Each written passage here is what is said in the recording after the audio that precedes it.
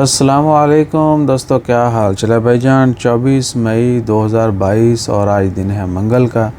बात करेंगे, एक तो मिनिस्ट्री ऑफ हेल्थ ने जो है वो क्लैरिफिकेशन कर दी है कि अभी तक ओमान में मंकी पॉक्स का कोई केस नहीं है, क्योंकि वहाँ में बड़ा वो तशवीश पाई जा रही थी कि कोरोना के भी हालात ख़त्म हुए हैं सारे, यानी जितनी भी पाबंदियाँ वो ख़त्म हुई हैं, मास्क से जान छूटी है और नई बीमारी जो सर पे आ गई। अल्लाह ताला महफूज रखे। तो मिनिस्ट्री ऑफ हेल्थ ने कंफर्म कर दिया कि अभी ओमान में मंकी पॉक्स जो है उसका कोई केस नहीं है।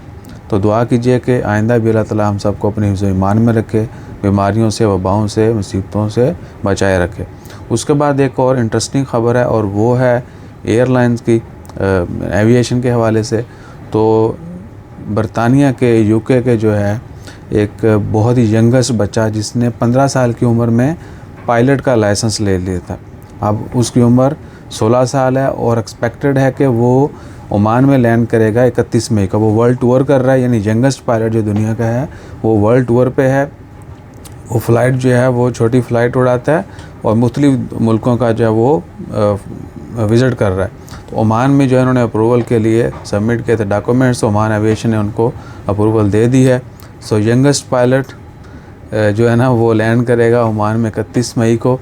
तो सोचने की बात ये है और शेयर करने का मकसद ये है कि देख लें उन्होंने बच्चे ठीक है जिनकी हम नकल करते हैं, तो साढ़े बच्चे कोशिश करें कि एटलीस्ट हिम्मत जो है वो हमारी ठीक होनी चाहिए।